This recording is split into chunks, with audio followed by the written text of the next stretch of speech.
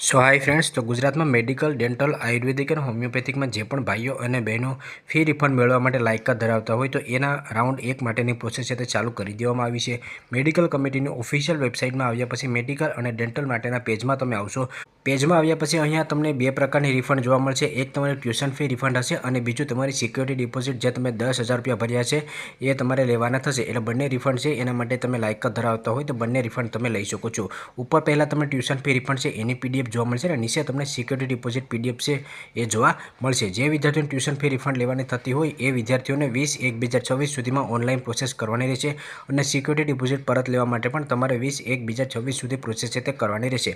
અહીંયા ઉપર તમને જોવા મળશે ટ્યુશન ફી રિફંડ, એના પર તમારે ક્લિક કરવાનું રહેશે. એટલે પીડીએફ છે એ તમારા મોબાઈલમાં ડાઉનલોડ થઈ જશે. આ પીડીએફમાં જો તમારું નામ હોય તો તમારે લોકોને ટ્યુશન ફી રિફંડ લેવા માટે તમારે ઓનલાઈન અરજી છે તે કરવાની રહેશે. અને નીચે તમને જોવા મળશે સિક્યુરિટી ડિપોઝિટ રિફંડ, એના પર તમે ક્લિક કરશો અને આમાં જો તમારું નામ હોય તો તમે સિક્યુરિટી ડિપોઝિટ રિફંડ માટે લાયકાત છે ધરાવો છો અને એ તમે મેળવી શકો છો. તો આ બંને પીડીએફ છે તમે જોઈ લેજો. જે પણ પીડીએફમાં તમારું નામ હોય એ મુજબ તમે પ્રોસેસ છે કરી શકો છો. ફી રિફંડ મેળવવા માટે અહીંયા તમને ઇન્સ્ટ્રક્શન જોવા મળશે, એના પર ક્લિક કરી અને તમે પીડીએફ પણ જોઈ શકો છો. જે પણ વિદ્યાર્થીઓને રિફંડેબલ સિક્યુરિટી ડિપોઝિટ છે ફોરફિટ થયેલી છે એટલે કે જપ્ત થયેલી છે એ વિદ્યાર્થીઓના નામ પણ તમને અહીંયા જોવા મળશે. જો આ પીડીએફમાં તમારું નામ હોય તો તમને સિક્યુરિટી ડિપોઝિટ છે એ પરત મળશે નહીં, કારણ કે એ તમારી ફોરફિટ થયેલી હશે. તો નીચે તમને લોગિનનું બટન જોવા મળશે, એના પર તમારે ક્લિક છે તે કરવાનું રહેશે.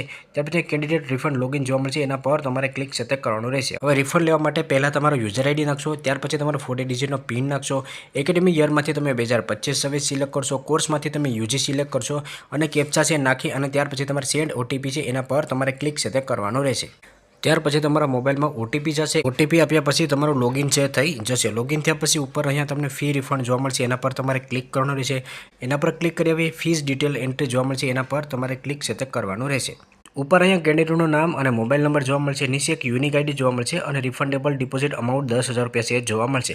હવે નીચે જે પણ સિક્યુરિટી ડિપોઝિટ તમારે રિફંડ લેવાની થતી હોય તો અહીંયા પહેલી કોલમમાં તમે 10,000 ફિલઅપ કરશો અને ટ્યુશન ફી રિફંડ જે પણ તમારે લેવાની થતી હોય એ આ કોલમમાં તમે ફિલઅપ છે તે કરશો. ત્યાર પછી જે પણ તમે ટ્યુશન ફી ભરેલી છે અથવા તો સિક્યુરિટી ડિપોઝિટ છે એ ભરેલી છે એની જે પણ તમારી પાસે કોપી હોય એ તમારે અપલોડ છે તે કરવાની રહેશે. અને અહીંયા તમામ પીડીએફ તમારે એકમાં જ અપલોડ કરવાની છે. એટલે તમામ પીડીએફ હશે અથવા તો જેપીજી ફાઇલ હોય અથવા તો ફોટોગ્રાફ હોય તો એને મર્જ કરીને તમારે અપલોડ છે તે કરવાની રહેશે.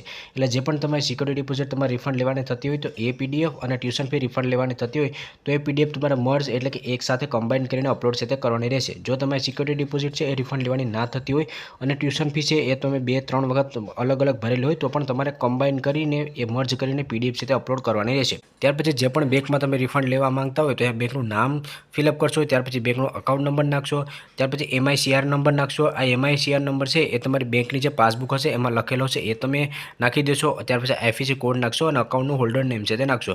ઘણા બધી વિદ્યાર્થી કહે છે કે MICR નંબર શું છે, તો એ તમારી બેંકની પાસબુકમાં લખેલો હોય છે. તો આ જે માહિતી છે ડેટા એ તમે નાખી અને આઈ એગ્રીના બટન પર ઓકે કરી અને સેવના બટન પર ક્લિક કરશો એટલે તમારી રિફંડની પ્રોસેસ છે સક્સેસફુલી થઈ જશે. જો પ્રથમ રાઉન્ડ છે એમાં તમારું નામ ન હોય અથવા તો રિફંડ તમને ના મળ્યું હોય તો બીજો રાઉન્ડ 2 છે એ પણ ડિક્લેર કરવામાં આવશે, ત્યારે પણ તમે પ્રોસેસ છે કરી શકો છો. હવે જે પણ તમે બેંકની વિગત નાખશો એ તમારું ખાતું છે એક્ટિવ હોવું જોઈએ, નહીંતર તમારા ખાતામાં જે પેમેન્ટ છે એ જમા થશે નહીં. તો આવી રીતે તમે પ્રોસેસ કરી શકો છો. જો તમને વિડીયો પસંદ હોય તો લાઇક કરજો અને ચેનલમાં ન હોય તો ચેનલને સબસ્ક્રાઈબર કરવાનું ભૂલશો નહીં.